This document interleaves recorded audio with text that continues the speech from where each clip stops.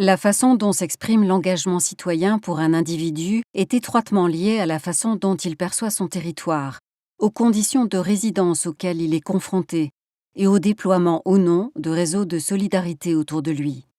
L'habitat tient ainsi une place centrale dans l'exercice de la citoyenneté. Comment se manifeste donc l'engagement citoyen des immigrés par le logement et l'habitat en France au cours du XXe siècle? Après la Seconde Guerre mondiale, la France est soumise à un important manque de main-d'œuvre. Elle se tourne donc vers l'étranger pour faire venir des ouvriers. Parallèlement, la France est soumise à une grande crise du logement qui va avoir d'importantes répercussions sur les conditions de résidence des immigrés. Cela va notamment favoriser le développement de bidonvilles en périphérie des grandes villes, mais aussi l'essor des foyers hôtels et des foyers de travailleurs migrants. Le logement et l'habitat deviennent ainsi, dans certains cas, symboles de lutte pour l'égalité des droits.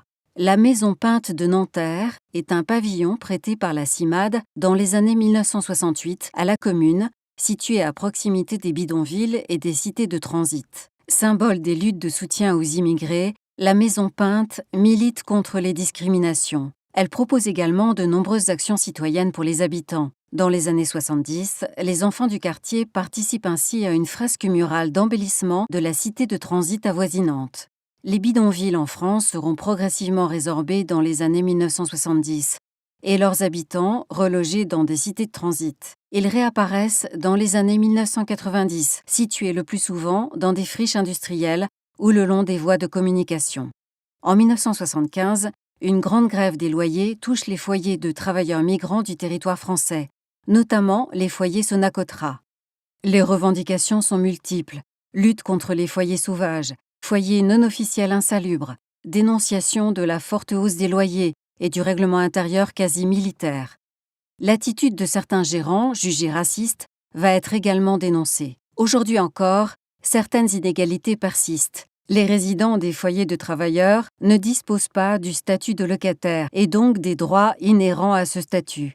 Exprimer sa citoyenneté passe également par une dimension sociale, de partage et d'échange culturel. Par exemple, la cité Bassins de Marseille développe dès les années 70 tout un travail d'action citoyenne avec les habitants. Club de jeunes et de femmes, encadrement d'équipes de foot, cours du soir et rédaction d'un journal concernant la vie de la cité. Ils organisent également des journées portes ouvertes, dont celle du 28 janvier 1975, qui accueille plus de 1000 personnes. Autre exemple, dans les années 1980, les ateliers tactiques organisent le festival interculturel de la Goutte d'Or dans le 18e arrondissement de Paris, mêlant théâtre, cinéma et musique. Ce festival a pour objectif d'impliquer pleinement les habitants dans le processus d'expression et de transmission culturelle. L'habitat, entre espaces de revendication et de partage, reste aujourd'hui encore un lieu majeur d'expression de la citoyenneté pour tout individu, qu'il soit français ou étranger.